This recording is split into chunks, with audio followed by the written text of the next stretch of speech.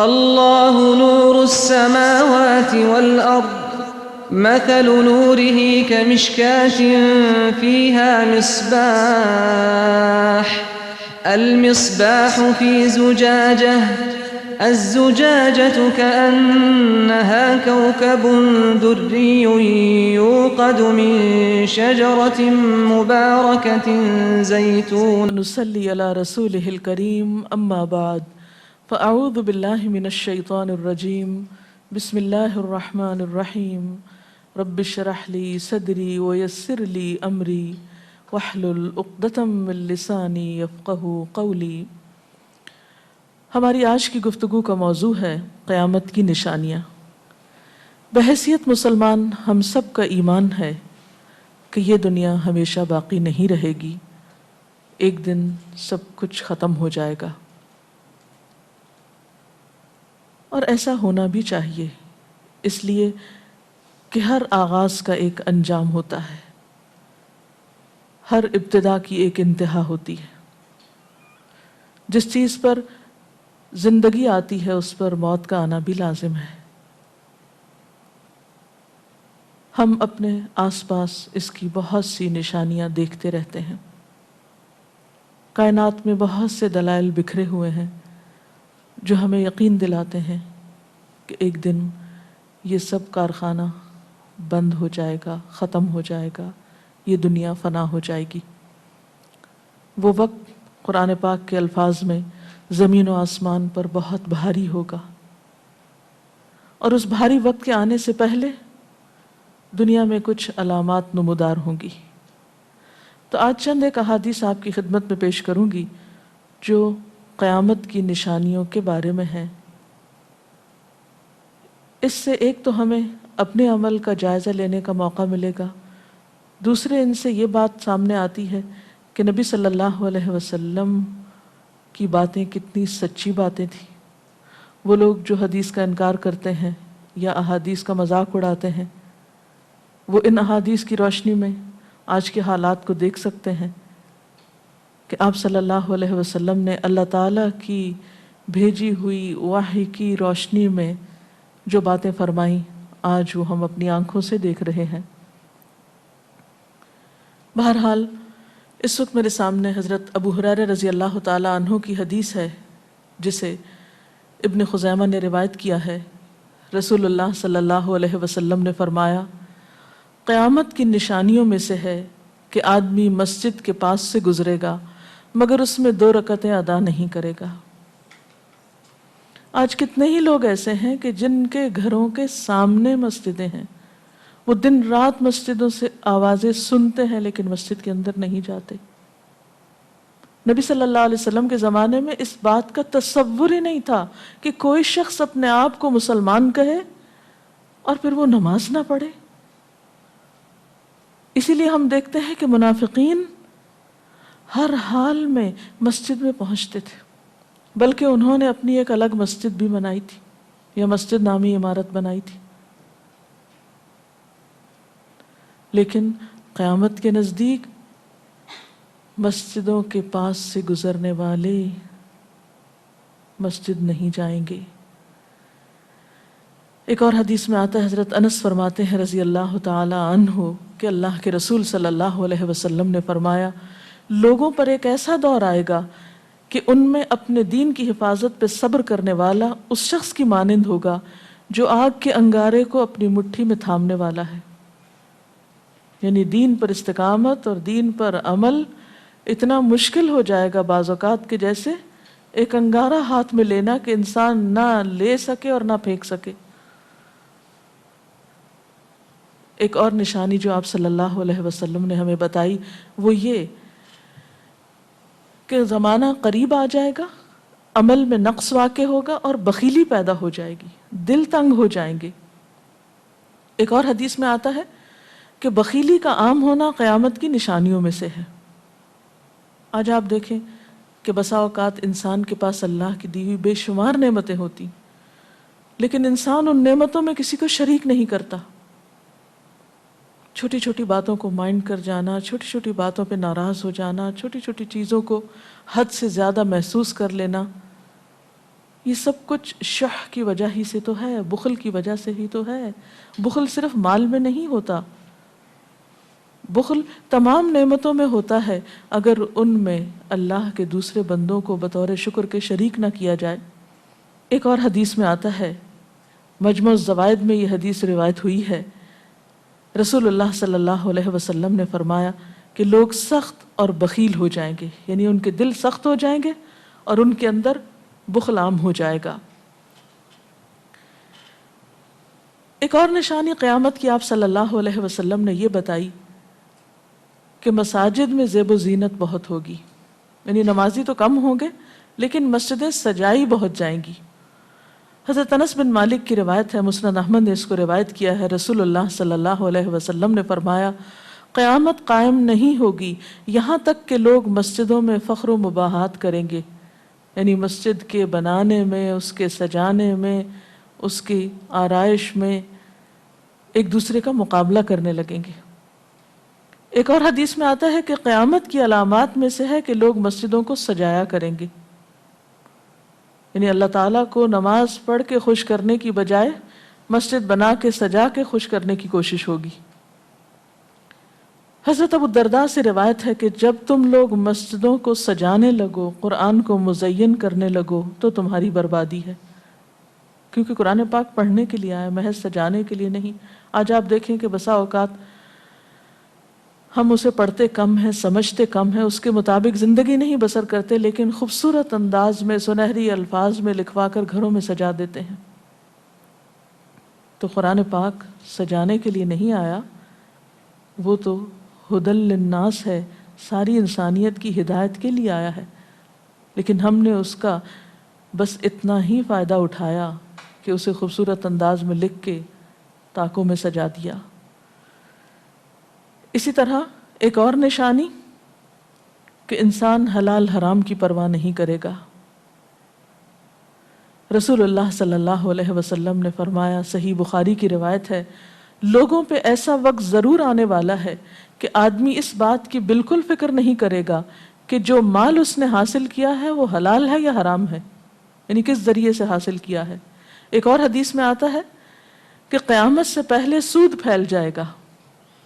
ایک اور روایت میں آتا ہے کہ ہر شخص تک اس کا کچھ نہ کچھ غبار پہنچے گا، یعنی کچھ لوگ تو براہ راست اس میں انوالو ہوں گے اور کچھ لوگ انڈائریکٹلی اس سے متاثر ہوں گے۔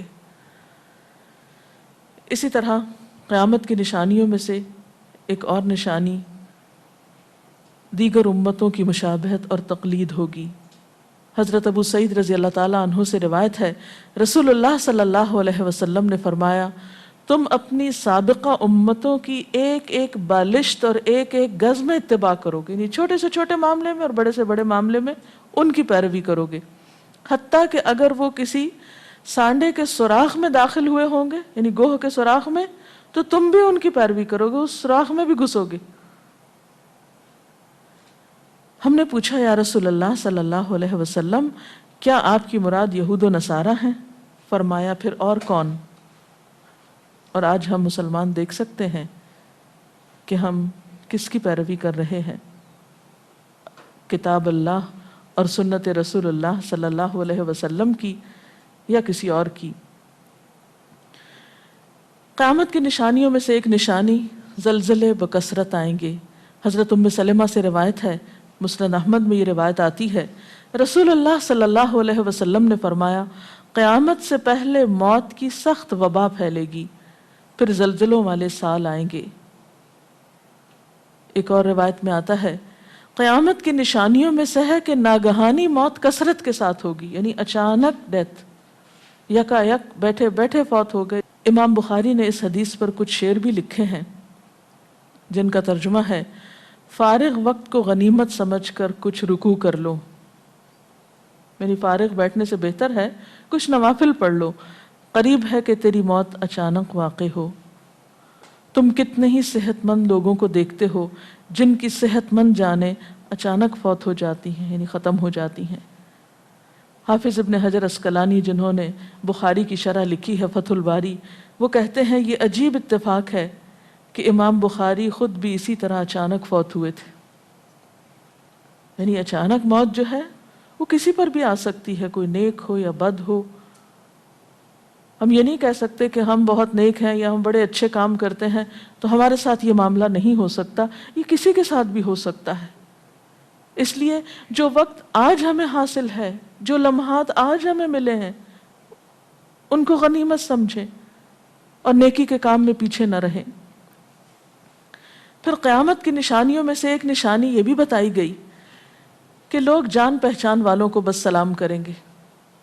عامر بن اسود فرماتے ہیں رضی اللہ تعالی عنہ کہ ہم حضرت عبداللہ بن مسعود کے ساتھ ایک مسجد میں گئے تو جماعت کھڑی تھی، پھر لوگوں نے رکوع کیا اور ہم بھی رکوع کرتے ہوئے ساتھ شامل ہو گئے۔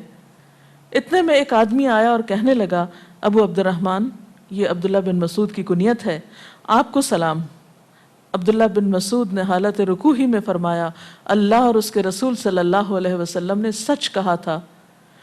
نماز کے اختتام پر کچھ لوگوں نے آپ سے پوچھا کہ آپ نے فلاں شخص کے سلام پر یہ کیوں کہا کہ صدق اللہ و رسول، اللہ اور اس کے رسول صلی اللہ علیہ وسلم نے سچ کہا۔ ابن مسعود نے فرمایا، میں نے نبی صلی اللہ علیہ وسلم سے سنا کہ قیامت کی نشانیوں میں سے ہے کہ سلام صرف پہچان والوں کو کیا جائے گا۔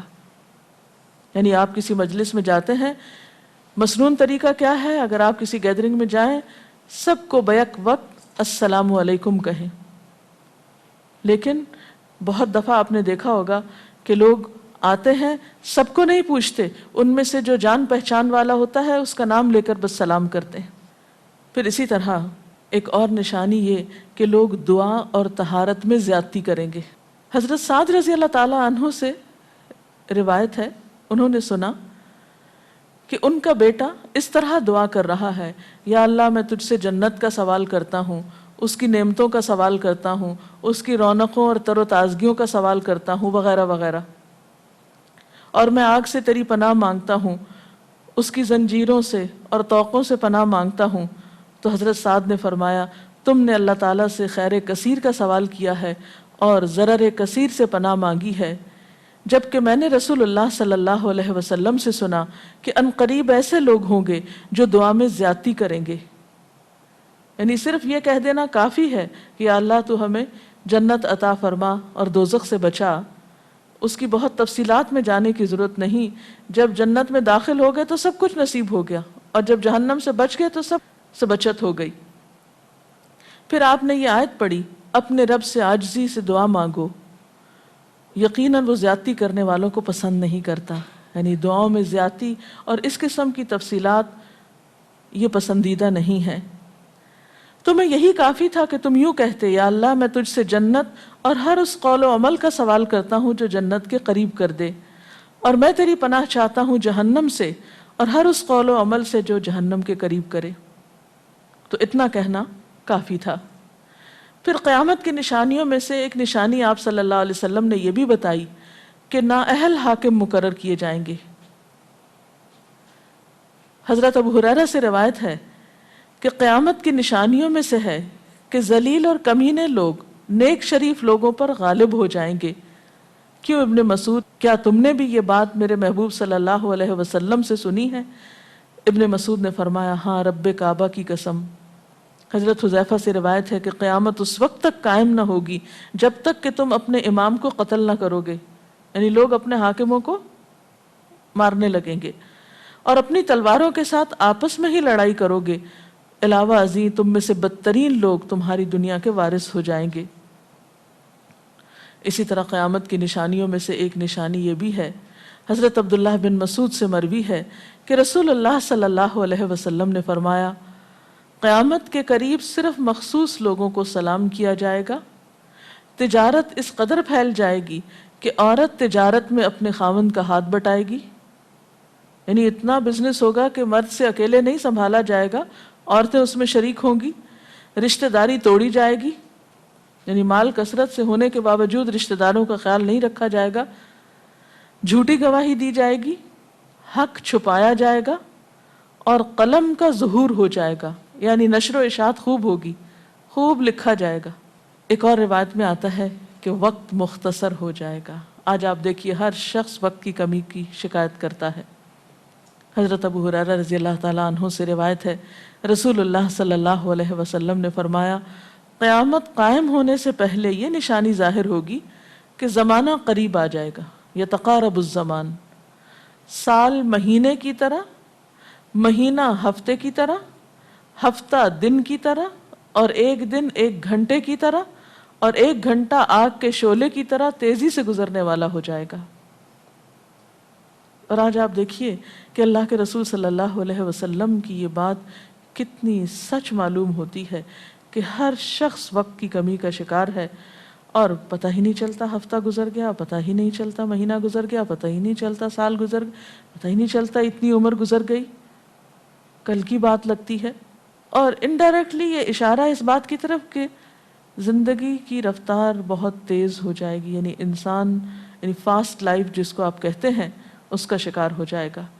ایک اور روایت میں آتا ہے کہ دنیا محبوب ہو جائے گی، موت سے نفرت ہو جائے گی۔ حضرت ابو ہریرہ سے روایت ہے، رسول اللہ صلی اللہ علیہ وسلم نے حضرت ثوبان سے فرمایا، اے ثوبان، اس وقت تمہارا کیا حال ہوگا جب دوسری امتیں تم پر اس طرح ٹوٹ پڑیں گی جس طرح تم کھانے کے برتن پہ ٹوٹ پڑتے ہو۔ ثوبان نے کہا، میرے ماں باپ آپ پہ قربان، اے اللہ کے رسول صلی اللہ علیہ وسلم، کیا اس وقت ہم تعداد میں کم ہو جائیں گے؟ فرمایا، نہیں، بلکہ تم کثرت میں ہوگے، لیکن اللہ تعالیٰ تمہارے دلوں میں وہن ڈال دے گا۔ صحابہ نے پوچھا، یا رسول اللہ صلی اللہ علیہ وسلم، وہن کیا چیز ہے؟ آپ نے فرمایا، دنیا سے محبت اور جہاد سے نفرت۔ اور ایک روایت میں آتا ہے، دنیا سے محبت اور موت سے نفرت۔ اسی طرح نیک لوگ آہستہ آہستہ کم ہو جائیں گے۔ رسول اللہ صلی اللہ علیہ وسلم نے فرمایا، نیک لوگ یکے بعد دیگرے رخصت ہوتے جائیں گے، فوت ہوتے جائیں گے، فضول لوگ باقی رہ جائیں گے، بیکار، نکمے، جس طرح جو کا بھوسا یا ردی کھجور باقی رہ جاتی۔ اللہ تعالیٰ ان فضول لوگوں کی کچھ پرواہ نہ کرے گا، یعنی کوڑے کرکٹ کی طرح ہوں گے جن کی کچھ پرواہ نہ کرے گا کہ ان کو پھینک دیا جائے یا کاٹ دیا جائے یا کہیں جلا دیا جائے۔ ایسے لوگوں کی اللہ تعالیٰ کو کچھ بھی ضرورت نہیں ہوگی۔ حضرت عمرو بن شعیب اپنے والد سے اور اپنے دادا سے روایت کرتے ہیں، رسول اللہ صلی اللہ علیہ وسلم نے فرمایا، لوگوں پر ایک ایسا وقت آئے گا کہ ان کی خوب چھانٹی صفائی کی جائے گی تو فضول لوگ باقی رہ جائیں گے اور نیک لوگ ختم ہو جائیں گے۔ پھر آپ نے اپنے دونوں ہاتھوں کی انگلیوں کو آپس میں ملا کر فرمایا، اس طرح ان کے وعدے اور امانتیں خلط ملط ہو کر رہ جائیں گے اور وہ اختلافات کا شکار ہو جائیں گے، یعنی نہ ان میں وعدوں کا پاس ہوگا نہ امانتوں کی ادائیگی کا احساس ہوگا، اور وہ ایک ہی چیز جانیں گے اور وہ لڑائی جھگڑا، اختلافات، کیونکہ کوڑا کرکٹ ہے نا، کوئی وزن تو اس کا ہے نہیں، کوئی اصول تو ہے نہیں، کسی نیک کام میں استقامت تو ہے نہیں، بس جدھر کو پانی جا رہا ہے اس پہ بہہ رہے ہیں، ہوا چل رہی ہے اس پہ اڑ رہے ہیں۔ تو ایسے نکمے اور بیکار لوگ باقی بچیں گے، اور پھر ایک دن دنیا اپنے اختتام کو پہنچ جائے گی، ہر گھر میں فتنہ داخل ہو جائے گا۔ حضرت عوف بن مالک فرماتے ہیں کہ میں غزوہ تبوک کے موقع پر رسول اللہ صلی اللہ علیہ وسلم کی خدمت میں حاضر ہوا، جبکہ آپ اس وقت چمڑے کے ایک خیمے میں تشریف فرما تھے۔ آپ نے فرمایا، قیامت کی 6 نشانیاں گن لو، پھر ایک ایسا عام اور تباہ کن فتنہ ہوگا کہ عرب کا کوئی گھر بھی اس کی لپیٹ میں آنے سے محفوظ نہ رہ سکے گا۔ تو اللہ تعالیٰ سے دعا ہے کہ وہ ہمارے ایمان اور عمل کی حفاظت فرمائے اور ہمیں نیکی کی توفیق عطا فرمائے، اپنی ذمہ داریوں کو صحیح معنوں میں پورا کرنے کی توفیق عطا فرمائے۔ وآخر دعوانا ان الحمد للہ رب العالمین۔ اگر آپ کے ذہن میں کوئی سوال ہو تو آپ کر سکتے ہیں۔ جو لوگ قیامت کی ان علامات کا مذاق اڑاتے ہیں اور کہتے ہیں کہ یہ حالات تو بہت عرصے سے ہیں، قیامت آنی ہوتی تو آ چکی ہوتی، تو ہم کیا کر سکتے ہیں، انہیں کیسے سمجھا سکتے ہیں؟ دیکھیے کہ جو لوگ مذاق اڑانے پر تل جاتے ہیں ان کا کوئی علاج نہیں۔ نبی صلی اللہ علیہ وسلم کے زمانے میں بھی ایسے لوگ موجود تھے جو دین کے شاعر کا مذاق اڑاتے تھے۔ قرآن نے ایسے لوگوں کو منافق بتایا ہے، اور بات یہ ہے کہ جب قیامت آئے گی تو پھر کسی سے پوچھ کر نہیں آئے گی، اس کا وقت تو اللہ تعالیٰ کو معلوم ہے، اور جب آ جائے گی تو کوئی اس سے فرار حاصل نہیں کر سکے گا۔ آج ہمیں اللہ تعالیٰ نے اختیار دیا ہے چاہیں تو کسی چیز کو مانیں اور چاہیں تو انکار کر دیں، لیکن جب اصل حقیقت سامنے آئے گی تو پھر ہم انکار نہ کر سکیں گے۔ جی آپ سوال کیجیے۔ اور آپ نے بتایا کہ قیامت کی نشانیوں میں ہے کہ طہارت میں بھی زیادتی کی جائے گی، تو اس سے کیا مراد ہے؟ اس کا معنی یہ ہے کہ لوگ طہارت حاصل کرتے وقت وسائل یا ریسورسز کو بہت ضائع کریں گے۔ مثلا یہ کہ وضو کرتے وقت بہت زیادہ پانی لنڈھانا، بہت صابن گرانا، اسی طرح نہاتے وقت بہت پانی ضائع کرنا۔ نبی صلی اللہ علیہ وسلم کے زمانے میں پانی کی قلت بھی ہوتی تھی، لیکن اس کے باوجود آپ صلی اللہ علیہ وسلم کی تعلیمات میں ہے یہ بات کہ ایک شخص کو آپ نے فرمایا تھا کہ خواہ تم دریا کے کنارے بیٹھے ہو پھر بھی وضو کے لیے اتنا ہی پانی لو جتنا تمہاری ضرورت ہے، یعنی بہت زیادہ پانی ضائع نہ کرو۔ آج ہم دیکھتے ہیں کہ بہت سے وسائل کے ذریعے پانی کا حصول بعض علاقوں میں بہت آسان ہو گیا ہے اور لوگ بہت ناقدری کے ساتھ پانی ضائع کرتے ہیں۔ مثلاً بعض دفعہ دیکھا گیا ہے کہ برش کرنے کے وقفے میں ٹیپ کھول دی جاتی ہے، بعض اوقات 5 منٹ تک ٹیپ میں سے پانی بہتا رہتا ہے اور آرام آرام سے لوگ اپنی طہارت اور صفائی کا اہتمام کرتے رہتے ہیں۔ تو کسی بھی طرح کے وسائل کو ضائع کرنا جو ہے وہ اسلامی تعلیمات کے خلاف ہے، خواہ وہ دین کے کسی کام کے کرنے میں ہی کیوں نہ استعمال کیے جائیں، وضو جیسی چیز میں ہی کیوں نہ استعمال کیے جا رہے ہوں۔ تو طہارت میں مبالغہ آرائی کا مطلب یہی ہے،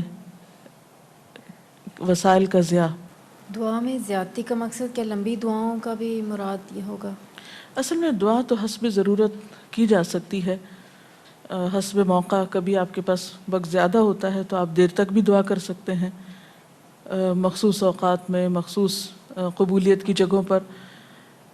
لیکن سنت کے طریقے سے ہٹ کر مبالغہ آرائی کے انداز میں دعا کرنا اور پھر ردیف قافیے ملا کر دعا کرنا یا شعر و شاعری کے انداز میں دعا کرنا، ان چیزوں سے منع کیا گیا ہے۔ اس کے ساتھ ہی آج کے پروگرام کا وقت ختم ہوتا ہے، اب اجازت چاہتے ہیں۔